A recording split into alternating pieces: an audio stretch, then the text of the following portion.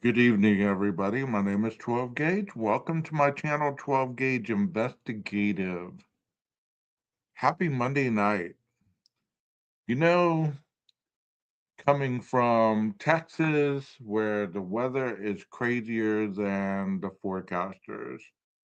One day it could be 20, another day it could be 50. Today was like up in the 70s, 60s, 70s. But the thing about the weather in Texas, there's always some kind of pollen or dust or things like that in the air, and you just never know how it's going to affect you. Some of the latest news that's going on, we just got through watching, in my opinion, one of the most boring Super Bowls I've ever seen in my life. You could call it defense, you can call it whatever you want, but to me, it was not entertaining at all. It was not entertaining at all. There was so much controversy over the halftime shows, controversy over whether you wanted to watch the Bad Bunny or you wanted to watch the old school Kid Rock show. Well, many people tuned in, and there was, a lot of people like myself who have never listened to Bad Bunny, never have really engaged in his music. That just has never been my style. But I hope that, whatever your style was, that you enjoyed the Super Bowl halftime show, whichever one you watched or whichever one that you enjoyed. I mean, Kid Rock is older, and there was a lot of stories and headlines that precluded his coming up on stage yesterday. Some not so subtle messages about some of his lyrics being about young girls. And, that can never be good, especially with all the Epstein talk that we have going around. There seems to be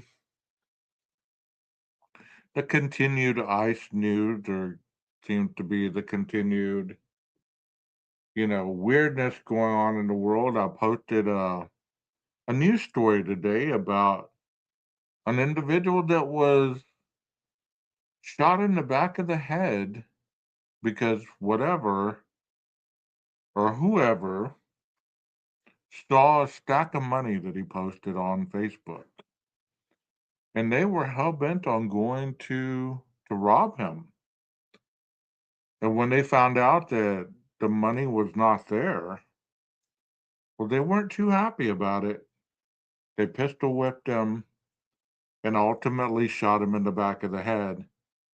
He barely made it, he said in his own words, but it appeared he was alive and well to give his account of what happened to him after posting that stack of money on Facebook. It's never wise to glamorize money, weapons, or anything of that sort because you just never know who's sitting there lurking behind the scenes to do something ill to take that from you. And I've heard these stories more than once, so it's not anything that is new, but I thought it was interesting nonetheless. Also, when it comes to current events and talking about certain things, crime has an ugly hold on our world. Every day we see the worst of the worst. You know, there's still the sex trafficking stuff going on. There's still the Nancy Guthrie situation that's going on. Ransom notes coming and going, and you just never know Hold on a second.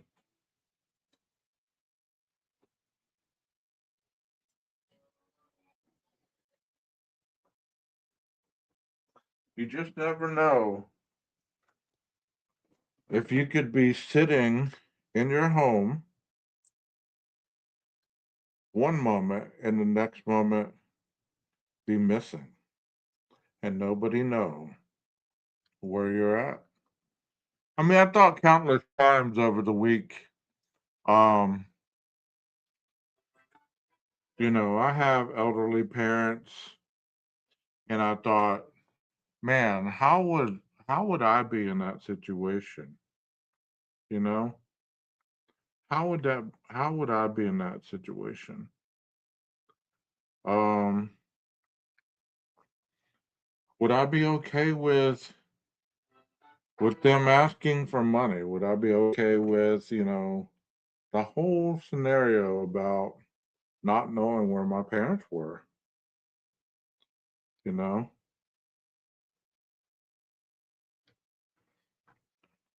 But that is an interesting plot, and I hope she is found soon. I really do. I hope that she's safe when they find her.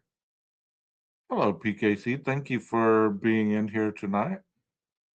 It's always lovely to have somebody in chat, especially when I'm just doing a podcast, when I'm just talking, because it lets me know that there are still people that are willing to come into chat and listen to what I have to say, regardless of whether they agree with it or disagree.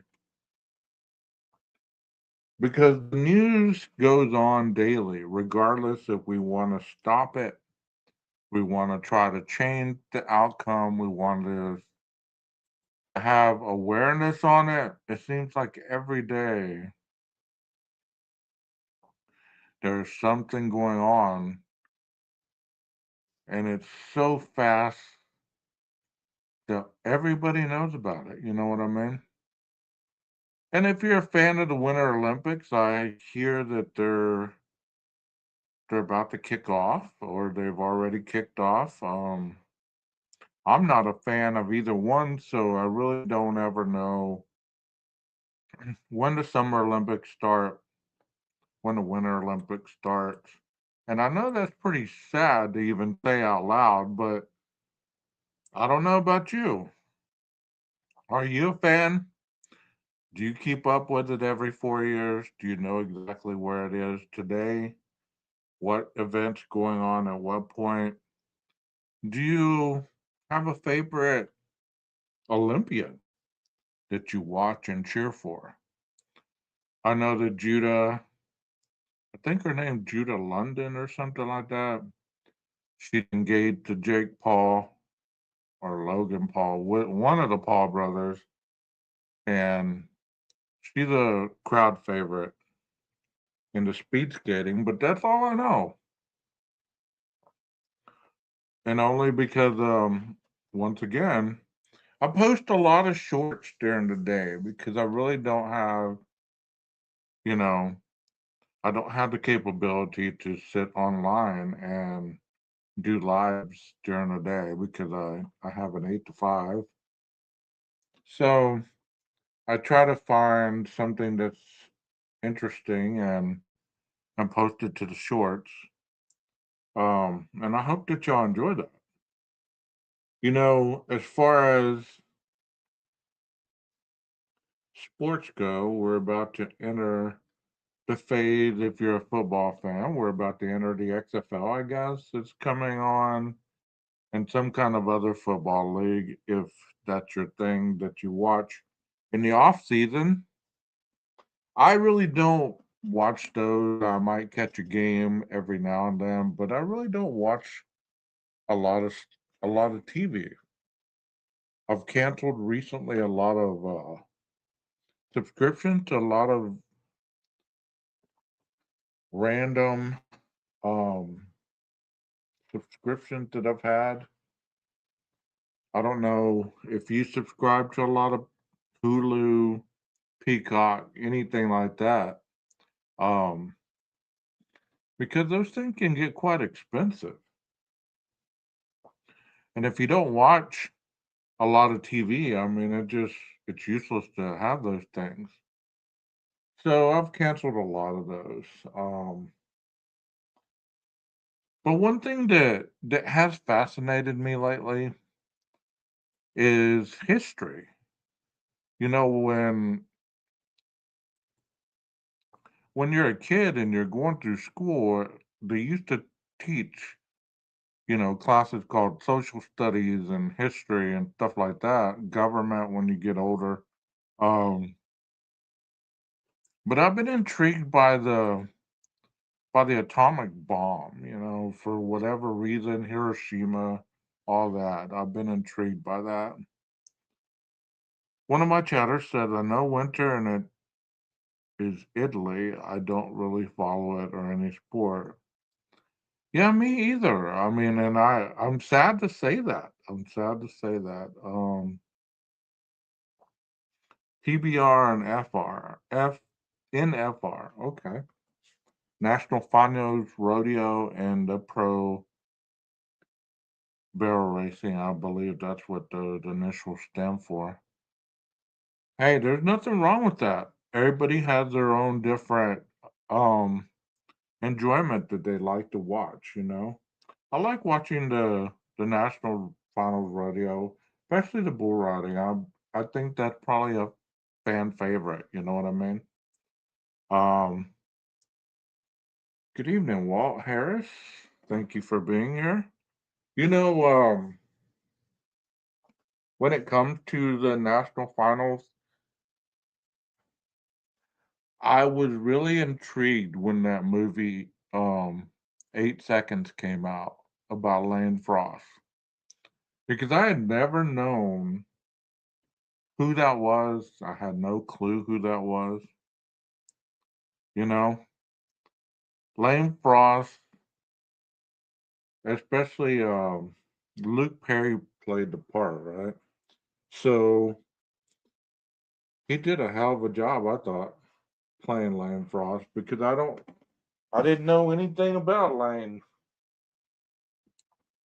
But by the end of the show, hey Carl, they had me cheering for Lane. They had me cheering for Lane. It was sad the way Lane went out. I think he ended up passing away in Wyoming. That's where he did his last bull ride. Was in Wyoming, I believe. That movie was really touching. It really was. If you haven't seen 8 Seconds, you might go back and watch it because it's really a good storyline. Good storyline. Um, all those movies made in the middle '90s to late '90s. I don't know how many of you are Young Guns fans, but Young Guns was a good series to watch as well. Um, his story. All right, good deal. Young Guns 1 and 2. I particularly liked part 2 better than 1, but they both were pretty good. I've heard in the news recently that they might be in the process of revamping the Young Guns um, series and going for part 3, so hopefully that'll be okay. Everybody gets older, and sometimes you don't want your favorite actors to ruin the storyline. You know what I mean? It's like the Fast and the Furious should have stopped at number 2, I believe. They should have never went to Tokyo. They should have never deviated from all that. The Rock should have never made an appearance. None of that. You know what I mean? They should have just stopped at number 2. But that's my own personal opinion. The first two movies were good, though. Let me know what you think. Since we're talking movies, since we're talking, sequels and trilogies and stuff like that, one of my all-time favorites is the Die Hard series. I don't know what your thoughts are on that, but Die Hard, um, It is it was a good trilogy, especially when we know that Bruce Willis is not in good health, that he's facing the dementia and all that. And since we're talking about celebrities that have lost their battle with illness, I want to bring up this moment. For those of you that follow music, and you know the group Three Doors Down, Brad Arnold lost his battle with cancer yesterday. May he rest in peace. He was the lead singer of Three Doors Down. I was lucky enough to see Three Doors Down one time. It was July 4th, and they had a hell of a concert. Just like I was lucky enough to see Lincoln Park with Chester Bennington. Sometimes you think, well, I'll see them the next time around. But for whatever it is in the rock and roll lifestyle, you better see them while you can because you just never know if there'll be another chance. You know what I mean? So if you have a favorite artist, you might get out there and, go and see them. Why don't y'all drop some of your favorite bands in the chat or in the comments later on if you watch this later on a replay? Because there's a lot of bands that are getting older, and some of them, when I had the Discord, I was making some post about some singers that really should put the mic down. You know, um, Natalie Merchant with 10,000 Maniacs. I bet that would be a good show. That would be a good show. But I was listening to David Lee Roth, and I don't know if it was something that they did on TikTok to remove the music and just kind of make fun of his voice or whatever. But if if he really sounds like that, he does need to put it up. The same thing with, I've thought for years, Vince Neil needs to put that microphone down. He cannot hold a tune anymore. He's not gifted behind the mic like he once was, if he ever was, on your opinion. Matchbox 20, yes. Always got Matchbox 20 and Three Doors Down confused when they were out in their heyday because they kind of sound alike. They have the same kind of genre, but definitely different bands. Um, I can't think of the lead singer for Rob Thomas, the lead singer for Matchbox 20. He went out solo after a while. Um, David Byrne. Okay. But some of the singers unfortunately get older, and you're like, man, you should put it down. You should put the mic down. But if you're a product of the '90s, if you were, into that, they called it punk. The Green Day, the Blink 182, all those bands. I was lucky enough to see Simple Plan, um, Sum 41, The Offspring. And you know what? Even though those guys are probably in their 40s, middle 40s, they were still hitting those notes. They were still rocking it, and it's always awesome to see that.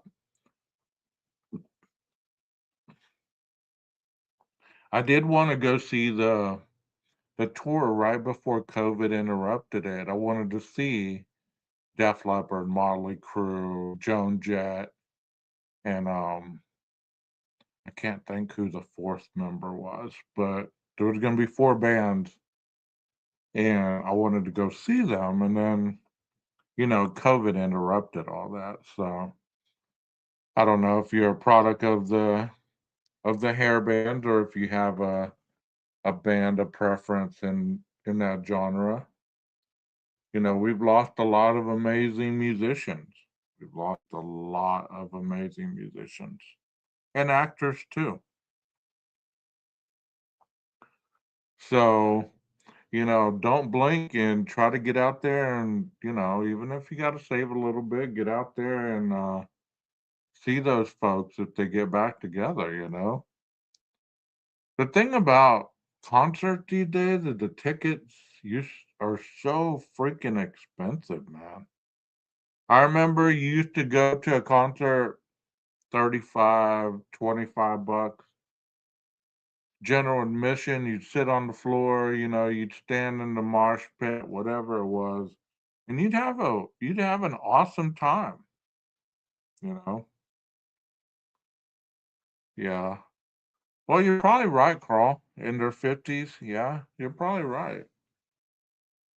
But you know, some of these people you never want them to age because you had such fond memories of the music that you grew up listening to, and it's always awesome when those songs come on. You just it just takes you back to a special time.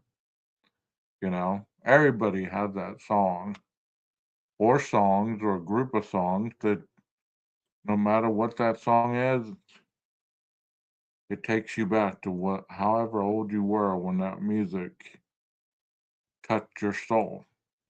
You know, there's something about music that never ages. You know what I mean? They're talking about the toadies. All right. Oh my God! Since we're talking about that, have y'all seen the Limp Bizkit singer? God, I can't think of his name. That dude looks nothing like he did when he was younger. I mean, he totally went the other way around. You know, he went the other way. Fred Durst. That is his name, Fred Durst. Yes. I did it all for the nookie. The nookie. I mean, I saw Limp Bizkit in Dallas one time, and they were as good as advertised. You know, they were as good as advertised. I'm sitting here looking at a guitar sitting in the corner, and I'm thinking to myself, you know, this is probably the third guitar I've ever bought, the third amp I've ever bought, and I still can barely strum a tune. You know what I mean? I'm just like, it's just something that's not for me. I mean, I've tried it, I've tried it, I've tried it, and I don't know what it is. I don't know if it's the patience or if it's you know the lack of ability. If you know, yeah, it's just one of those days you don't want to wake up. Everybody sucks. Yeah, that kind of music just got you ready for the day, right? You didn't need your coffee back then when you turned on some Limp Bizkit, boy. You just it was Limp Bizkit, Disturbed, Linkin Park, um, you know, all those bands for me during that time. I was a huge Linkin Park fan. I mean, I still am, but I don't know how I feel about the new singer, you know, especially going from Chester to another person and it's a different genre. You know what I mean? I don't know how I feel about that. I mean, she does okay. She does okay. What do y'all think about Lizzie Hale singing for Skid Row? I mean, do you think she sounds better than Sebastian Bach, or do you think that you know they should have just stuck with the guy they had before her? Because he did a pretty good job too. You know, when a band replaces their lead singer, it either gives them a whole different vibe, or it just like somebody filling in singing karaoke. It's kind of like Journey when they dropped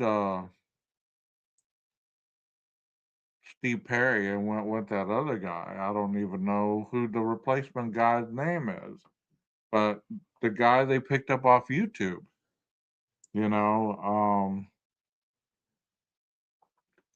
they picked him up off YouTube. The band members saw him singing on YouTube and they offered him a chance, and he became the lead singer of Journey for a lot of years.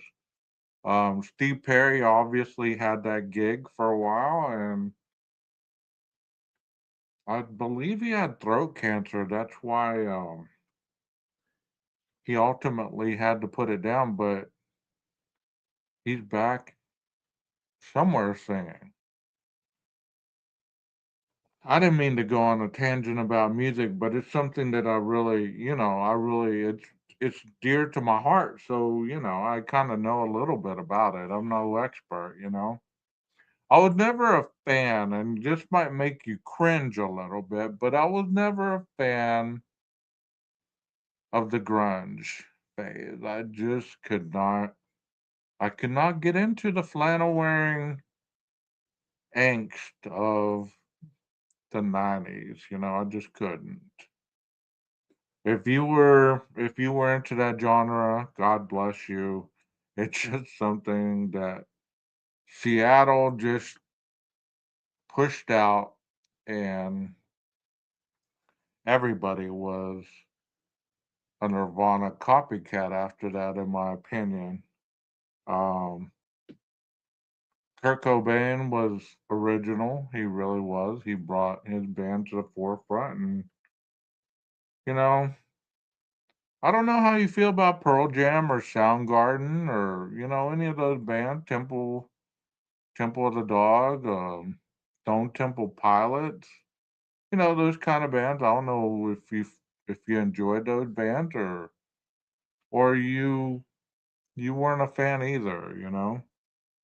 You said 10,000 Maniacs is karaoke without Natalie, only because the lady who replaced her inexplicably tried sounding nasal like her. Okay.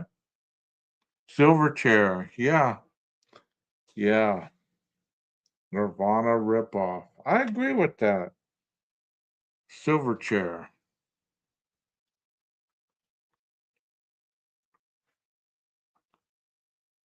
Hootie and the Blowfish. Look at you, Carl.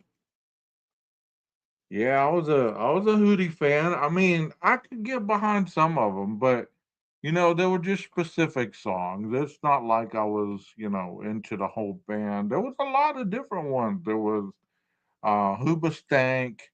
There was, the like Walt says, Silver Chair. There was, a bunch of them. Um, and if you just hear the beginning riffs of a song, or if you just hear the beginning melodies, everybody knows exactly what that song is. Yeah, I saw her standing by a lamppost and let her cry. Yeah, there you go. I mean, it's interesting. It's always interested me that whenever you get into music or art or whatever it might be that you're into, you might not know your last name half the time as you age, but you'll never forget a freaking song lyric, and it's always attached to a memory. Is that not true, or is that not true? Yeah, Hootie. Hootie and the Blowfish. I think he's still singing. He's going by his name though. I don't God, I can't think of his name. If you know his name, type it in the chat. I know PKC is not really into any of this music. She's more a country gal, and we haven't forgot you, PKC. You know, I know that you're not into rock and roll stuff, and you're more of a country person. Nothing wrong with that. Darius Rucker. There you go. Thank you. Yeah, I didn't really listen to a lot of country back in the day. I wasn't a fan, you know.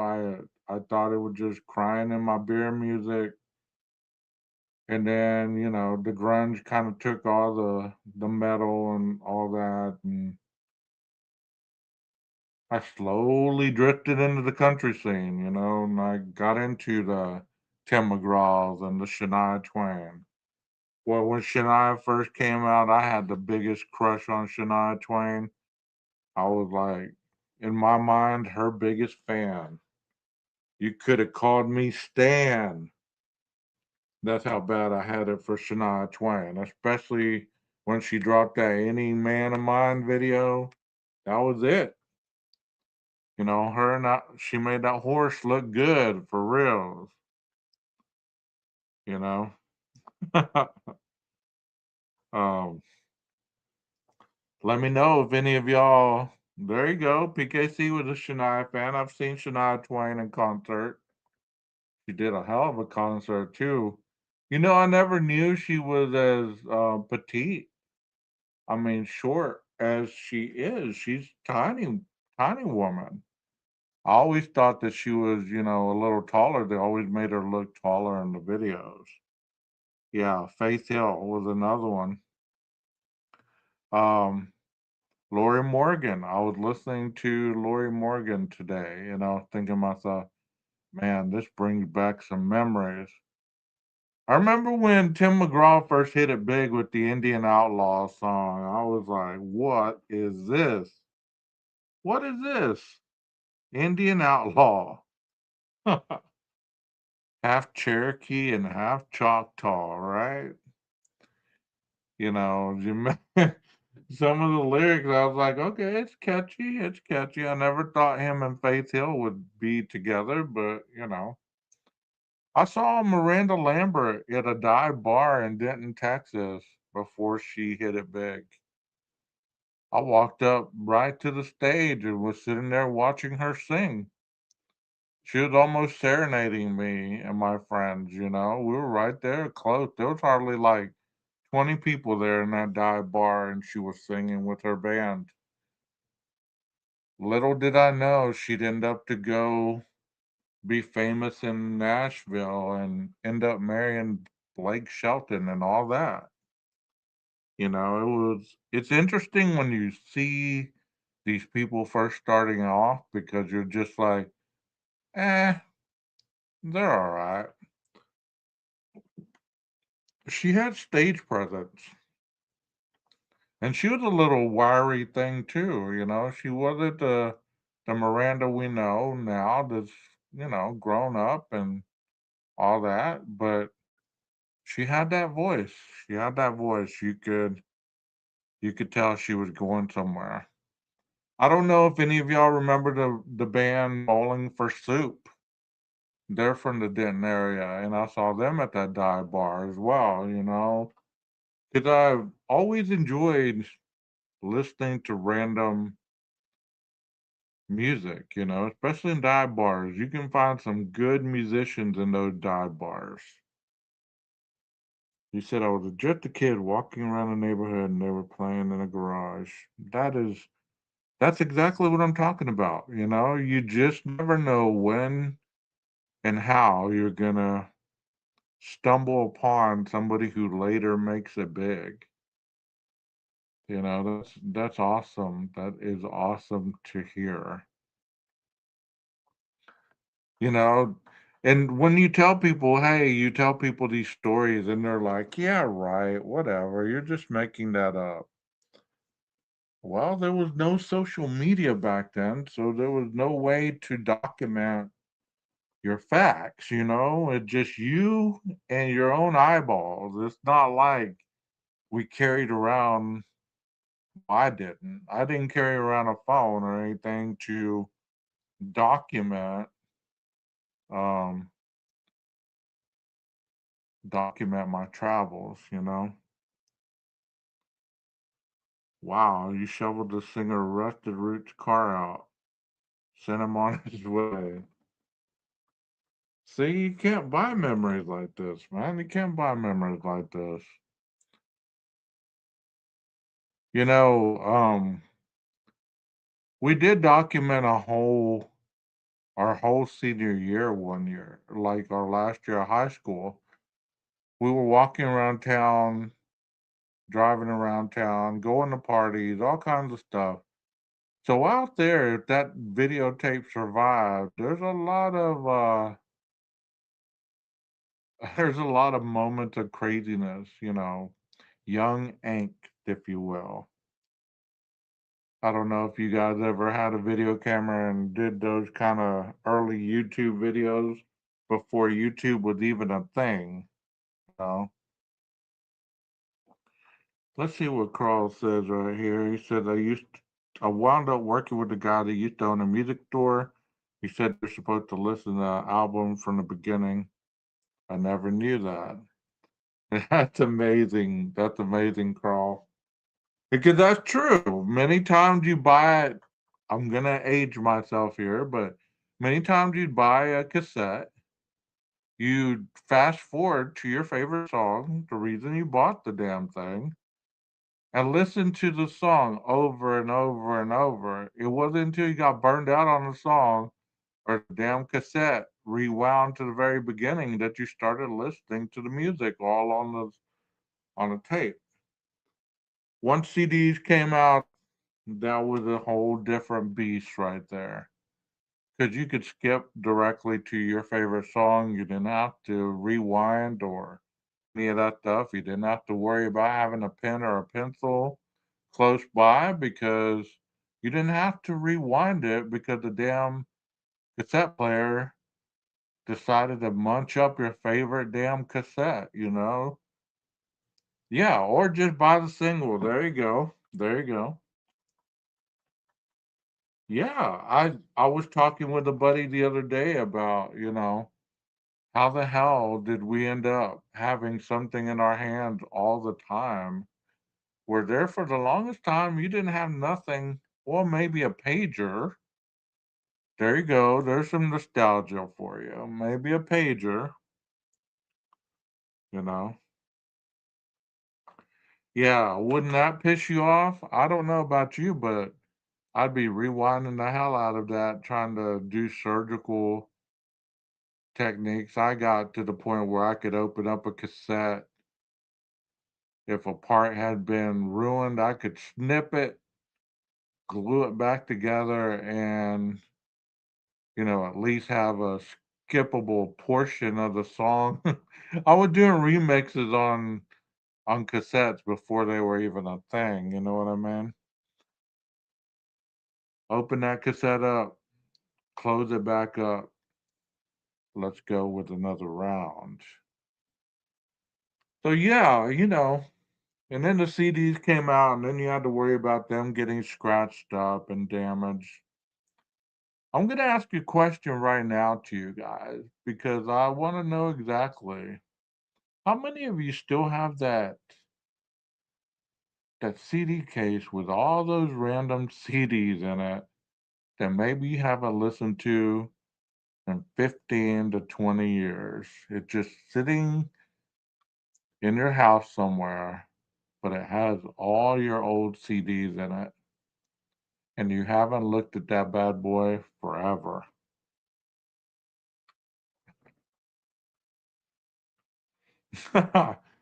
The pager, yeah, the pager was huge, man. The pager was huge. 911. Call me. This is an emergency. You sure right. You try to get to a payphone or somewhere. There you go. Yeah. You could do that with VCR tapes too. Put Scotch tape or stuff a piece of paper in there and record over it.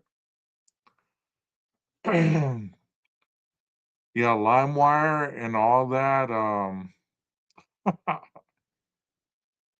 Napster. I would stay up. That dial up was burning up through the phone line, just downloading all that illegal music. You said your wife made you throw yours out. I used to be a music director at the campus. Oh, wow. That's awesome, man. That's terrible you had to throw all that out. Because he says, I have cassettes, CDs, VHS, DVDs. What do you do with all that stuff now? That is so true. It is so hard to find a VCR. And then people got fancy. They had VCRs and DVD players all in one. So it was a good time to be alive, you know. I had a lot of my junior and senior year highlight reels on these two VHS tapes that I had for years. And then I came home one day and my best friend, who was my roommate at the time, let one of my old teammates, who was also our friend, come and borrow my shit without my permission. He ended up, his wife ended up getting into a fight with him. I went to his house one day. There's a box in the backyard, and guess what I see? Those highlight reel tapes all damaged. No way to repair them. He said, off topic. Apparently, NASA threw out their moon landing footage. Wow. Wow. I don't know how I feel about that. I don't know how I feel about a lot of things. I mean, as far as life, the older you get, you ask yourself, were we lied to? Was that moon landing really in a sound stage somewhere? Was it not real at all? I mean, I'm sure we've gone to the moon by now, but when we were supposedly the first one to do it, were we really the first to do this? Yeah, a four-headed VCR is better than two-headed.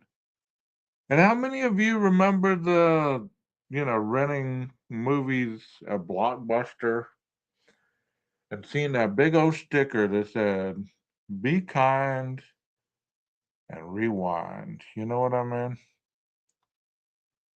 Be kind and rewind.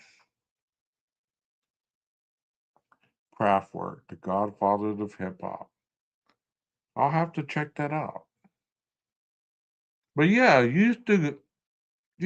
don't know about y'all, but I look forward to Friday nights, man.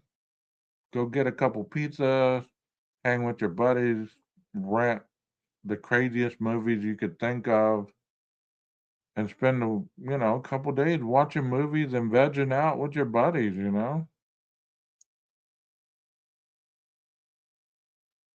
I think the craziest shows that I've ever seen on video on VHS were The Faces of Death. If you've never seen those, I don't know where you've been, but some of those Faces of Death videos, they could scar you really badly. There's one that I'll never forget, and if you've seen those, you understand what I'm talking about here. There's a place in Africa or somewhere where, maybe in Europe, I don't remember exactly where, but there was a table and there was this little harness where there was a hole in this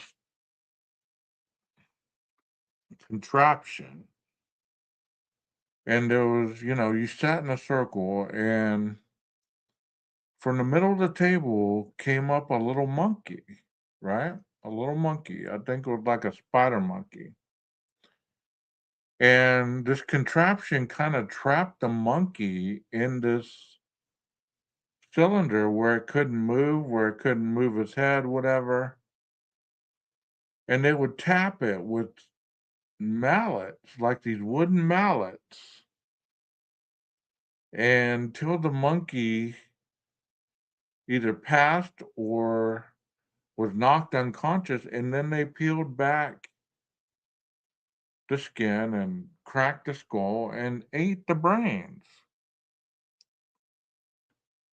Oh wow, you are talking about the long pizza box. Yeah, that Bigfoot by Pizza Hut, right? Okay. I didn't know you could still rent DVDs at the library. Do they rent the player also? But getting back to my story, that was the most traumatic thing a young 12 gauge had ever seen. That never left my mind. And if you know what I'm talking about, you know what I'm talking about.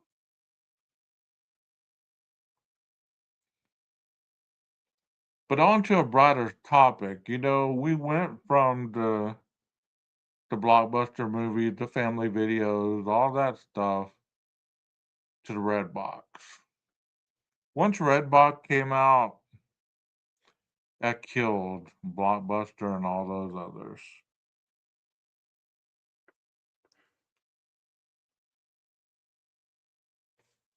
Who honestly knows what VHS means? Huh. That's a great question. If you know, put your answer in the chat. So I have no clue without Googling it. I'll take one guess. The V probably stands for video. That's all I'm going with, video. But once the red box came out, it kind of took away, going to the store to actually get your stuff. But the red box was one of those things. I don't know about y'all, but you could literally forget to return a damn DVD for days, weeks, and months. Okay, we have video home system. There you go. Video home system. If you have an old VHS player, or let me take you a little further back, if you ever had a beta player, I bet that thing would be worth some money these days. Any of y'all ever had the beta player before the VHS?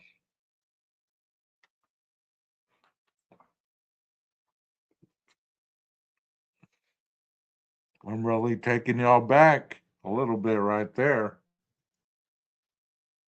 But yeah, if you have any of this stuff and it still works, you have a gold gem. I had a VHS player, I was told to throw it out. Story of your life. I had one for a long time, like I said.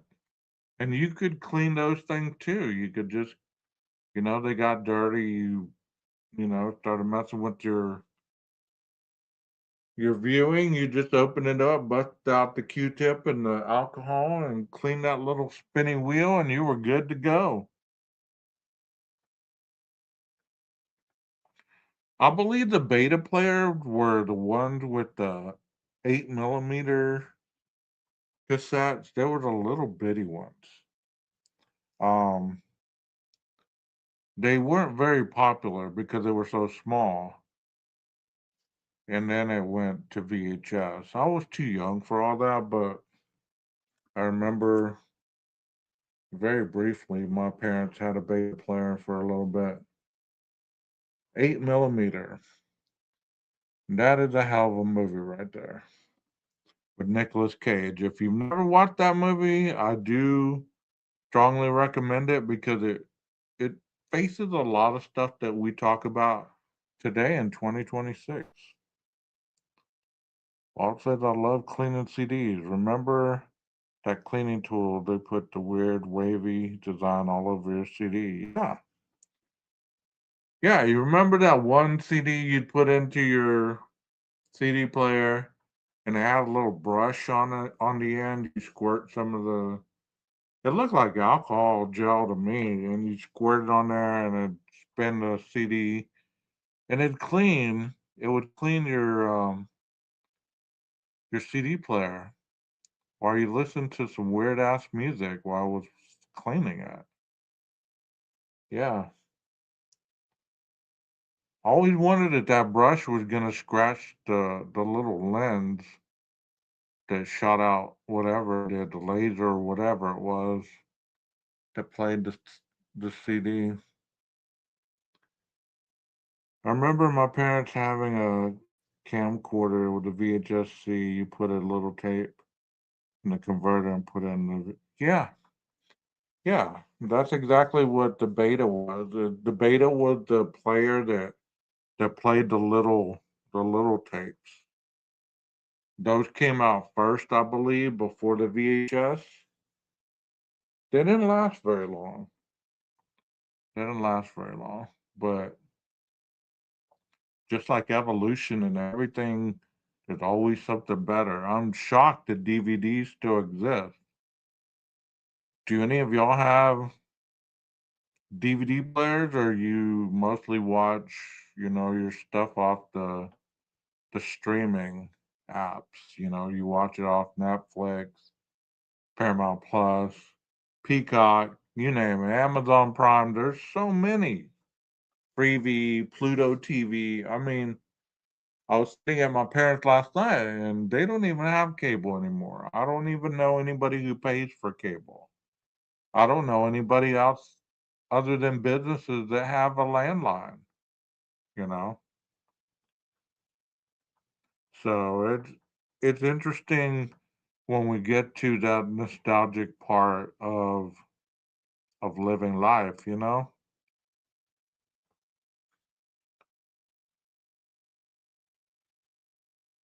It's always interesting also when you get to middle age and you look back and you start sounding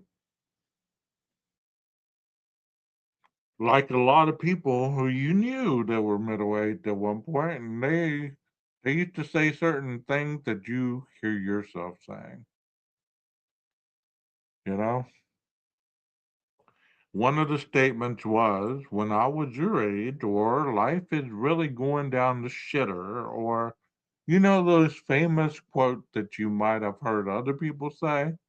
Now you say them in your middle age, and it's it makes you stop for a minute and go, "Holy shit! I've become my parents. I've become my dad. I've become my mom." With all the little sayings or whatever, you know what I mean? Because that's the last thing we ever wanted to become was a splitting image of our parents.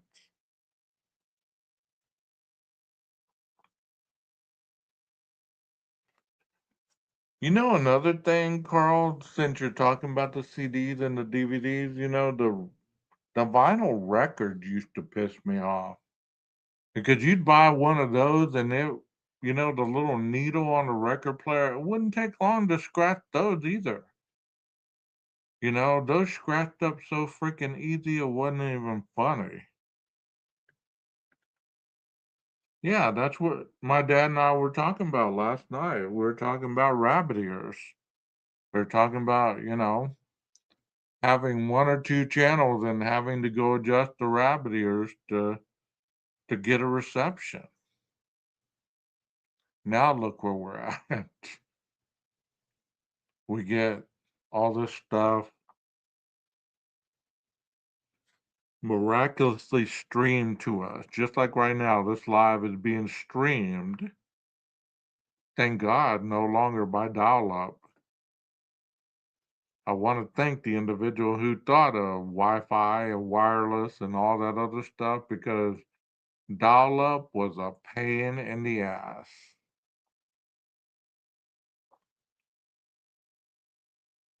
I like that statement. You said my mom always told me stuff. They say I always asked who they were. I know now they were them. Yeah. Yeah, I have an antenna, but it's no longer those little rabbit ears. It's like a little flat. I don't know. You just stick it on the wall and it picks up stuff randomly. It's no longer rabbit ears. We only had two channels, CBS and ABC, sometimes NBC, but it was very fuzzy. Yep. Move that rabbit ear a little to the left. Hold right there. Yeah, hold it right there. Yep. I don't know about y'all, but Did y'all ever have a relative, or maybe you yourself, did you ever have a pair of pliers or a pair of vice grips clamping down on a faucet handle that was no longer there? You know, you'd have to go get in the you go take a shower or whatever. The knob was wore off, so you used a pair of pliers to turn on the water and turn it off. UHF, yeah. We used to love coming on outside Pittsburgh to visit my aunt as we could watch pit basketball. But you still can't watch local broadcast TV without an antenna, but why? Why isn't that stuff broad? I don't know either, Carl. I don't get that. Like you can't watch the local football games on the internet. You have to pay for that. And it's terrible. Like Peacock is CBS. I believe Paramount is NBC. Like the Super Bowl last night, you can't I couldn't find that on the TV. So you had to watch it on Peacock, I think. Boxing was horrible. My dad always watched and I had to go hold the rabbit ears to get reception. Goodness, I bet you like were glad when it was in between rounds. You took a break, took your own water break. Yeah, boxing was something back then. Iron Mike Tyson. I don't know if your dad was a Mike Tyson fan, but Iron Mike, there for the longest time, was the person to watch. There you go. Paramount is CBS, Peacock is NBC. Okay, I had them backwards. You're right. You sure are right.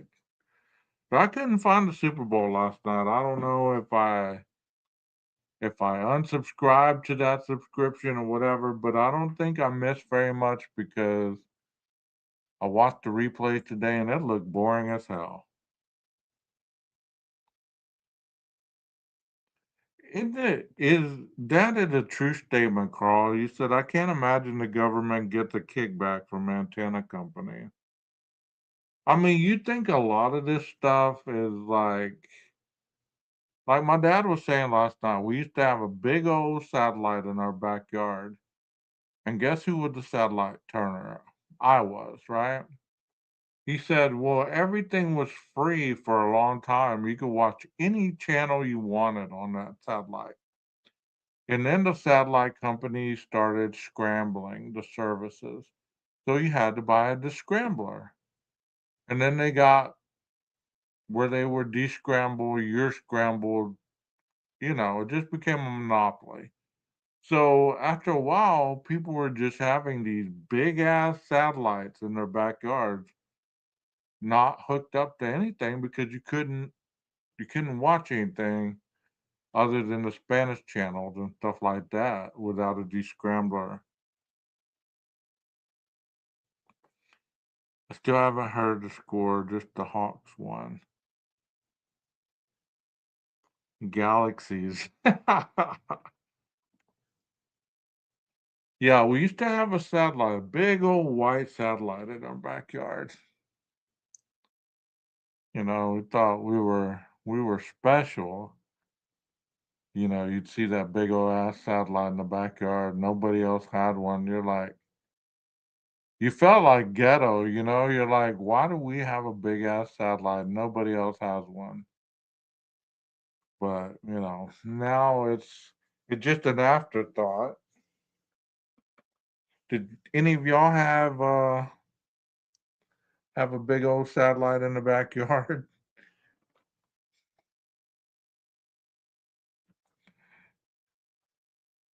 Oh, how life is a funny journey. It really is.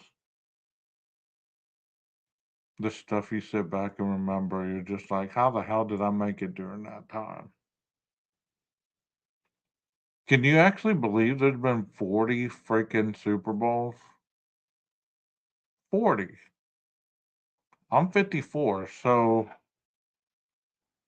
there was already 14 by the time I was born. I would think that there would be a lot more than that. Super Bowl 20 was my favorite. That's when I became a Chicago Bears fan. Super Bowl 20. We had one on the roof at the coffee shop at one of the rentals I lived at. All right. Yeah, they went from them big old satellite to them little Dish Network things. And when Dish came out, I only got Dish because of the NFL package. And man, I used to think $35 a year was expensive. Hell, that NFL package is up in the hundreds now. Cause it honestly, it makes no sense to pay for television that has ad to pay for the content. Yeah,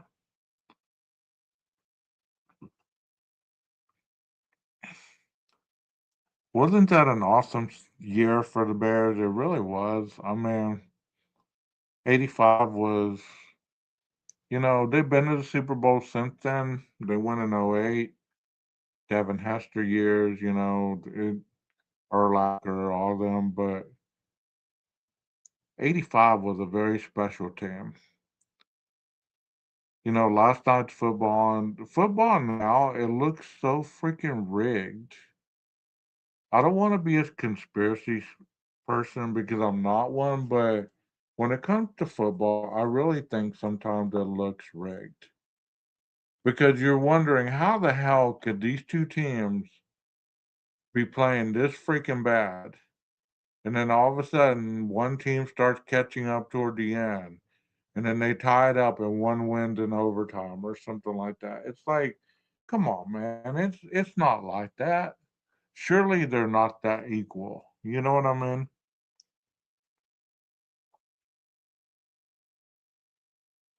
Yeah, that was sad. That was sad. In '85, you were four. Okay. Crawl the young one. Crawl the young one, man. You said you liked my live on the truckers on I did the one on the serial killers, the truckers. You said you enjoyed that one. I enjoyed doing that one because, you know, I've had a lot of friends that are either truckers or been past truckers. I don't know if you've been a trucker, but that is something I never thought about in all this time until I started, podcasting true crime. I never thought about truckers being serial killers. I don't know why that's never crossed my mind, but obviously there were some evil ones out there for sure. 85, you were a junior in high school. All right.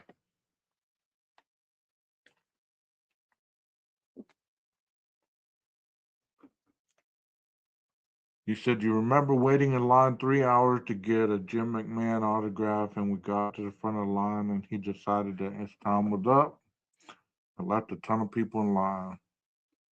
Wow. Yeah, Jim was a character for sure. I very much enjoyed the trucker thing. Gives me Robert Stack vibes. All right. That was a fun episode to do. It really was. I mean, the content was there, and it was. I can't even remember the guy's name that I highlighted, but he was an individual that would abduct women, rape them, and the way he got caught is he was on the side of the road, and a policeman pulled up on him, and he just started talking to him, and he looked in the trailer on his sleeper, and there was a girl chained up, and she was all bloody and everything, and that's how he got caught. All that time, he had a family and everything he'd go home to, and all this other stuff, and that's how he got caught. Kevin Butler, yeah. That's awesome that you met these people, man. They used to call him Butthead. He was our scoring machine there for a lot of seasons. But getting back to that trucker story, That's the only way he got caught is I think he stepped out to look at a tire or something, and he was parked illegally on the side of the road. A policeman pulled up on him and did an investigation, and that's how he rescued that girl. So it's, you know, but up to that point, I think he had raped and killed at least 20 or 30 people. But it makes a lot of sense. I mean, I wonder if that's what happened to Emma Baum. She was that girl that was out of Gary, Indiana that was pregnant and was about to, give birth to a baby, and she disappeared from her boyfriend's house. She left with a friend, or she got in a car, a truck that was pulling a camper in the back, and she'd never been seen or heard from again. So, I wonder if somehow or another, somebody abducted her, because I've never heard anything else. I'm friends with her sister on Facebook, but she's still holding out hope for any kind of sighting or any kind of news about her sister. True crime's an awful thing, man. It's Cause you just never know what stories are gonna be coming down. What do y'all think about this Nancy Guthrie thing? You think she was kidnapped? Do you think she was abducted? Do you think aliens came in and swooped down and got her? I mean, what do you think? Do you think they're ever gonna find her? You think that she's gone, or you think she's still here somewhere? Or have y'all even been following that? Because it's everywhere on YouTube. I don't know how you could miss it. Everybody's doing it. They finally got off Idaho and they're on this Nancy Guthrie thing, which is a good thing. Because I'm honestly up to my ears in Idaho. I don't want to hear about Idaho anymore. I never thought I'd get so sick and tired of a case. I mean, somebody was trying to talk to me about that the other day, and I was like, I don't want to talk about that. I don't care. I don't care anymore. But do you think Nancy Guthrie was abducted? Do you think that she knew her abductor? Do you think it was somebody illegal? Do you think somebody from across the border came and abducted her? What do y'all think about that? I bet she's in Seguro somewhere. That is a puzzler. That age and nomads for 9 days doesn't sound good. That's what I was thinking too, because I mean, at 84 and no telling what kind of medication, whether it was heart related or what, but if she already had a pacemaker, surely she would need some kind of med to regulate her heart possibly. Very expensive in those mountains. Isn't that the Catalina foothills or something? I looked it up because I have a 3-day weekend coming up, and I thought to myself, how far is Tucson from me?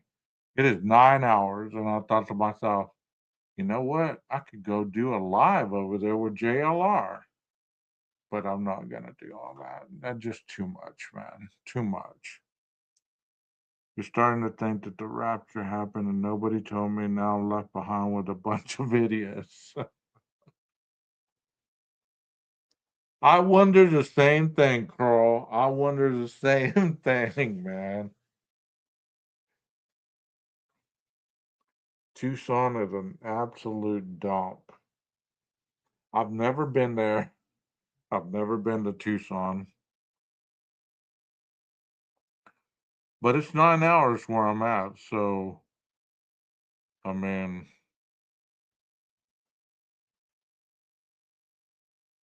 I'm just not really into the true crime thing right now. That's why I get on here and talk like I do and interact with you guys in chat because, you talk so much about true crime and just the same old stuff. You can only say, well, that doesn't make sense, or what do you think that happened, or where do you believe this is, or what do you believe that, you know what I mean? You can only say so much of that before it becomes repetitive and boring in my mind. Dolly and Anton is there also. Okay. Yeah, that Dolly guy, he's been at a lot of high profile cases. Here he has a pretty big channel. And the strip mall is probably the worst city ever visited. New Mexico and Arizona, they really don't have a lot to offer in my mind. People ask me all the time, why don't you travel west whenever you go on vacation or whatever? I know there's areas with trees and mountains and all that, but for the most part, New Mexico and all those states are a lot of flat land, and it doesn't appeal to me because where I'm at right now, it's flat and dusty, and you know, might I'd want to travel through 5 more hours of flat dust land. When I went to Roswell, because we went to that museum that they have over there, that alien museum. We went to Roswell. We were driving. It seemed like it took forever to get there. You know, he said, "Hell, I enjoy this. I'm on a few chats and feel like I must be there, but it's boring for the most part. This is just chill." Yeah, it is. I've only watched Dolly a couple times, just not for my liking. I've always wondered why he calls his channel Dolly Vision. Is that his name, Dolly, or is that just the moniker he uses? I remember during the Sebastian Rogers thing, he was on that every day. Agreed. Usually it's just keeping people from fighting each other. That's true. Yeah, true crime, I mean, at least for now, until another case comes up that is really worth diving into, I can't do the drawing out every night talking about the same shit. Nancy Guthrie is an interesting one, but how far can you go with that? You know what I mean? Eventually, it's going to be one of those, they're either going to find her, she's no longer with us, or any of that stuff. I mean, and then it's going to be over. Then it's going to be the trial of whoever kidnapped her or whatever they did. You know what I mean? And for whatever reason, Idaho burnt me out on true crime. It really did. As much as I broadcasted on that, I thought I was intrigued. I wanted to know. I had my own views on it, but it burnt me the hell out.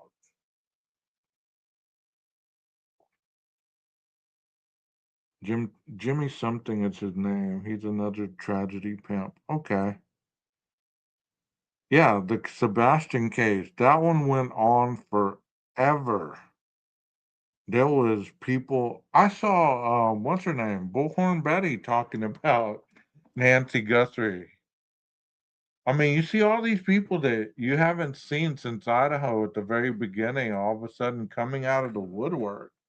And you're like, oh, they're still around? I didn't even know they broadcast anymore.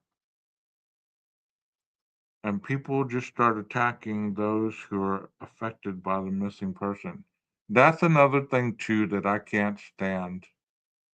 Is when people start with the whole, do you really think the family knew more than they're saying?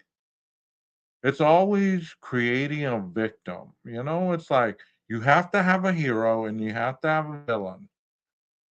That's what true crime is on YouTube most of the time. Is a hero and a villain. Very often you don't get the facts, the unbiased whatever.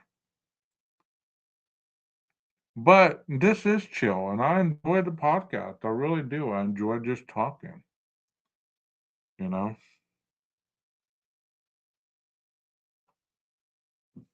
you're so right, Carl. You're so right. Because that's as much information as we got about him. About 20 minutes worth. The same thing about those two kids that went missing in Vancouver, I think it was. They were there one moment, then they were gone. And if you just stick to the facts, you got I mean, excuse me, you got like 10 minutes. I got to quit dropping the F bomb because the other day I was talking to a kid in front of my boss and I said, quote unquote, what the fuck is your problem? Just like that. And the moment I said it, I didn't even look at her across the table because I felt the glare. And I was thinking to myself, if I could only take that sentence back. But, sometimes you gotta live with what you say. I don't know why all of a sudden the F word is a popular word that comes out of my mouth. I'm trying to stop it because I usually don't cuss, but the F word is just flying out of there sometimes now.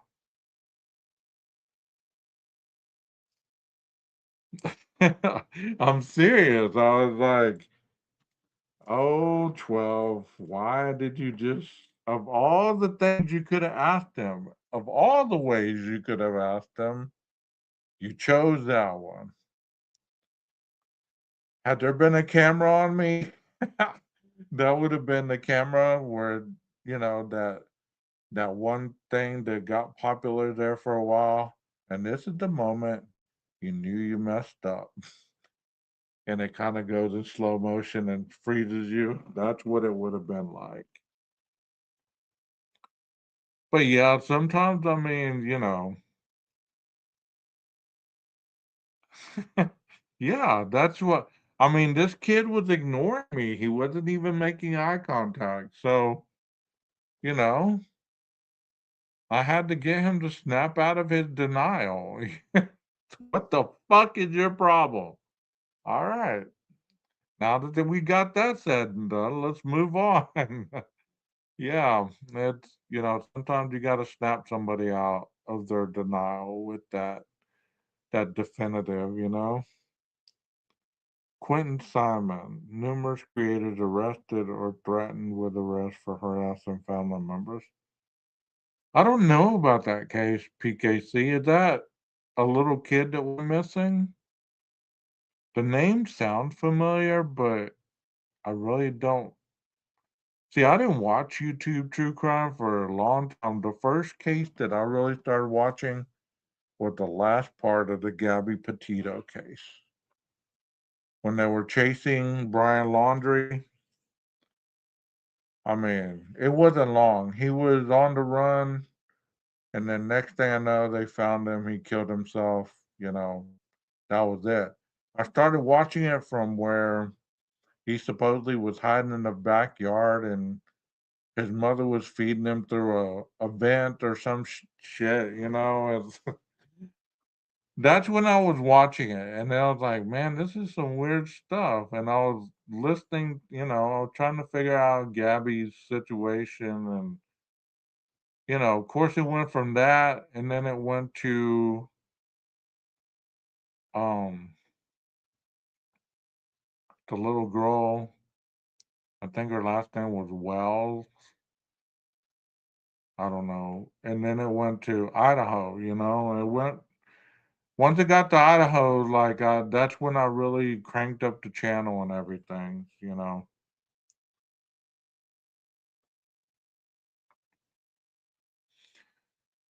But somebody told me at the very beginning, they said you better be careful starting a channel because it's just a lot of drama. Just a lot of drama, a lot of back and forth, so but it's been a good journey. It really has. I mean, I've had some moments. You meet some people and you know exactly who they are no matter what they portray behind the mic, behind the camera, no matter how many times they try to reinvent themselves, you can see right through that. You know what I mean? And I'm not talking about anybody in particular, but you already know. You already know. You meet some interesting people on these social media sites. I think it was right before Idaho, 2 to 3 years old missing, numerous creators protested. Okay, all right. I kind of remember that. I'm more interested in politics and conspiracy theory stuff, and then the Raleigh strain situation caught my attention. Then everything went to Sebastian. Now one out of true crime. I don't blame you, man. That Raleigh strain story was wild, though.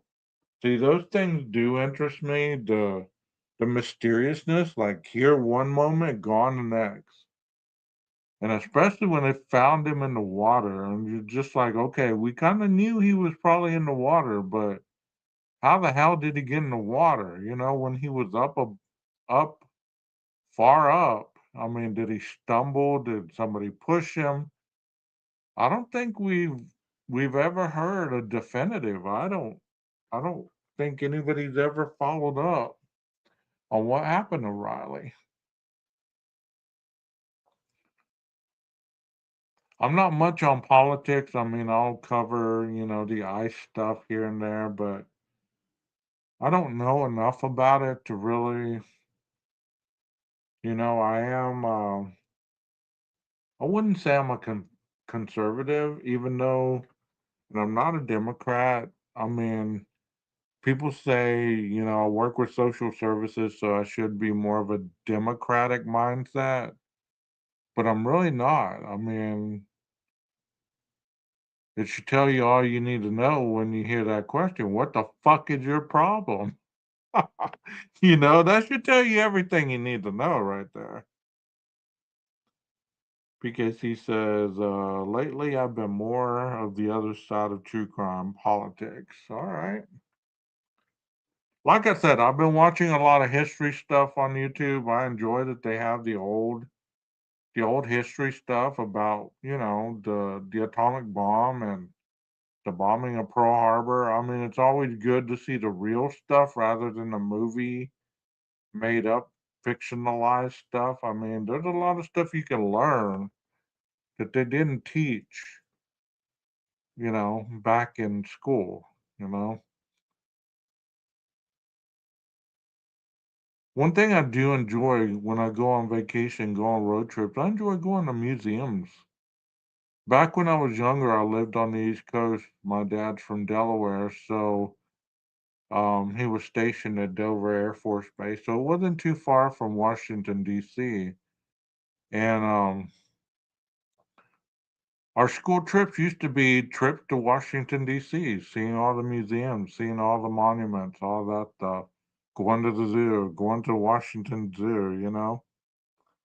Um, so going to the Smithsonian and, all that stuff just didn't appeal to me. The National Air and Space Museum, all that stuff as a young kid, you're just like, it's cool, but when we going to the zoo? You know what I mean?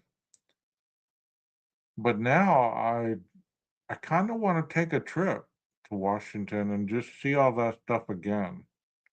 Make a week of it and just really take it all in. Because, I mean, it'd be like seeing it through different perspective. You know what I mean? It's like when you're young, you don't really take anything to heart. Oh, it's cool. It's an old airplane, whatever. Oh, that's a rocket. Oh, that's cool, whatever. Now it'd be more interesting because I'd be actually understanding the history. I mean, I don't know. You are talking about being old, but have you ever thought of all the stuff that you've lived through? Kind of like what we're talking about tonight. All the stuff we've lived through in our years and the progressive part of history in which we're living is one of the most interesting times ever recorded. because of so much stuff that has transitioned within 20, 30 years, you know? I'm not sure about them being a mod. It was before I started following true crime, but I still hear about it sometimes. Right wing, left wing, same bird, heads, tails, and coin. I like that. It's just about the interesting conversations. Sometimes you listen to people and you're like, man, what are they talking about? I hope I do make a lot of sense. If anything, I start off with a thought and follow it up all the way through. And we get to the end, the boomerang finally gets back to us and we close it all out together. I hope that's what you enjoy about the channel because I know that I jump around a little bit, but my mind works like that. It's just very, very sporadic, for the lack of a better word. But tomorrow's a late morning for me. I don't have to be at work till 8:30, thank God. But I have a class on decision making at 4:30 in the afternoon. That's always an interesting class. How to teach a bunch of kids or juveniles. They shouldn't even say kids, but a bunch of juveniles. How to make better decisions and choices when they don't even see that they made poor choices in their daily living. The truth of the matter is, it's hard to really show kids or juveniles the error of the ways because you remember how you were at that age. I don't know if y'all remember being 16, 17 years old, but nobody could tell me anything at that point. You need to do this, you need to function, you need to focus on your studies, blah, blah, blah. All that went in one ear and out the other. Like George Carlin said, it's one big club and we ain't in it. I like that.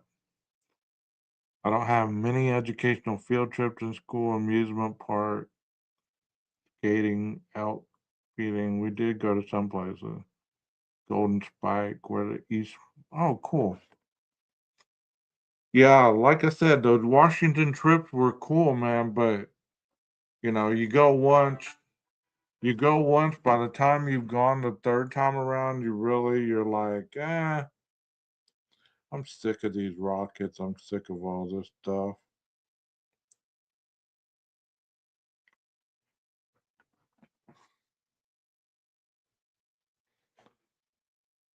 One thing about true crime, though, I can tell you, I've made some good friends along the way. I have some people that truly respect that have been on my panel that have an inquisitive mindset that are professionals in the daily living of hunting the evil down, but too much is too much sometimes, you know what I mean? Like the blood and gore and all that stuff. I guess when the photos finally came out of the Idaho stuff and I saw all that blood and all the stuff that we saw, that was closure. That was the end, finally. I'm trying to revamp my channel to be more investigative on different topics. Like the other day, I did one on Raising Cane's fried chicken. I don't know if y'all caught that one, but or even if you're a fan of Raising Cane's. But I'm gonna do introspective lives like that. I thought about doing one on the evolution of the human mind. But those get a little too deep, a little too. You can only go so deep online with certain stuff before you start losing people. He said the internet should have never replaced parents and the school system was never designed to be parents, nor was the government. We need to print that out on a bumper sticker for sure. I don't know if people still use bumper stickers, but if they do, that needs to be on a bumper sticker because we tell parents all the time, we're not here to raise your kids because for whatever reason they think that once they make it to our office that all of a sudden we're in charge and they get a timeout, you know. The parent gets the timeout from doing a little bit of parenting that they've been doing up to that point. They want the school to be the parent, they want the probation office to be the parent, they want, they have all these different thoughts about their children. And a lot of it is, I've done my part, I can't control them, you do something with them. It's kind of like getting a new puppy, and you get a new puppy, the puppy's cool, you either teach it, you know, you potty train it, you house train it, you do all this, or you let the puppy do what it wants. And then when the puppy becomes a dog and it's still doing the same thing you allowed as a puppy, you can't get mad for the dog still shitting on your carpet, pissing everywhere. No matter how many times you're trying to hit it when it's a full grown dog or, do what you're doing, you've already started the pattern a long time ago. And some of these parents don't realize that. Yeah, they did it for the nookie. Yep, you're so right. You're so right. I mean, and the sad part is it's not even about this generation of parents. I believe that there's probably two generations that have failed kids, like at least two. I would say the millennials did a decent job, but they tried. And then everybody else after the millennials, it was over. It was over. I believe now it's just about buying your kids or, trying to be soft with their feelings or whatever. I mean, I was talking to this kid today and I told him point blank in the principal's office, isn't that an oxymoron? Thinking I'd escaped the principal's office. I'm still in the principal's office with my juveniles. But that's neither here nor there. I was in there and I was saying to him, I was saying, you know, you may want to quit, but you just can't quit when things get hard. This is the time when you got to refocus and get through this because it doesn't end just at this point in life. You don't know that because you've only lived so far. But if you don't learn how to deal with it now, you're going to be chasing the solution the rest of your life, and it's going to get further and further from your grasp. And life's going to be harder because you're going to be quitting on everything you start, especially if you feel that you can't be great the first time around. And that's the biggest lie that the internet puts out there, that everybody can be successful. You know what I mean? Oh my God. I'm so sorry to hear that. That's exactly what I'm talking about right now. Yes, prayers for Brandon. I hope, God, that's terrible. That's what I'm talking about right there.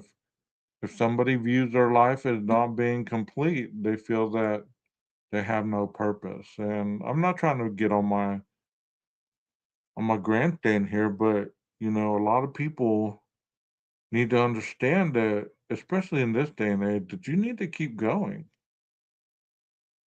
You were born in 81, which makes me a millennial, but graduated in 99, making me Gen X. If I can choose, I'd choose Gen X. See, I'm a Gen Xer. I was born 71. Graduated in 91 and 19 because I was held back.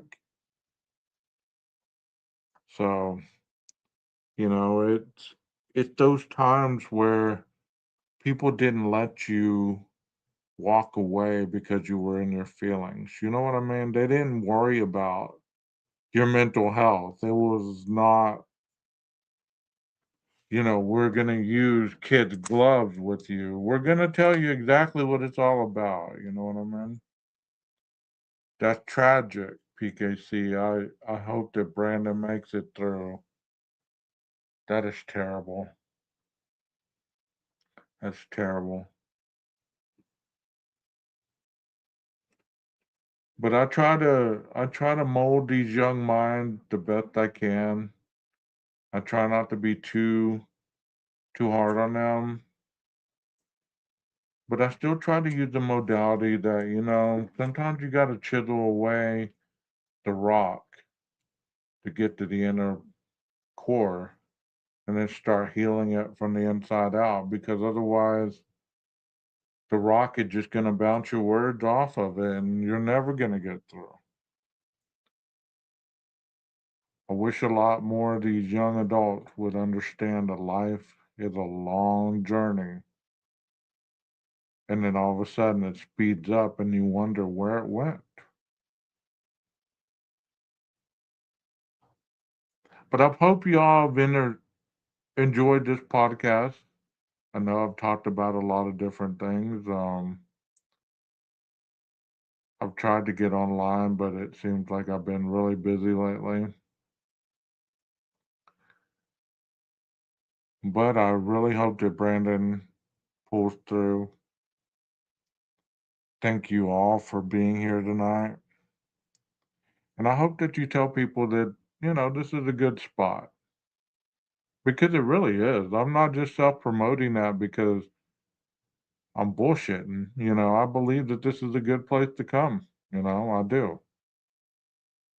And I'm hoping to rebrand it where it just becomes a place that we can talk about anything that investigative channels talk about, which is from A to Z, where it's not just about true crime because that gets old. That'll always be the forte, but it's not always going to be on the menu every night because we get tired of it. You know what I mean? You guys stay safe out there. And thank you so much for being here with me tonight. I've enjoyed your company. I've hoped that y'all have enjoyed mine. Y'all stay safe out there, okay? And I'll see you again soon. Till next time. Maestro, cue that.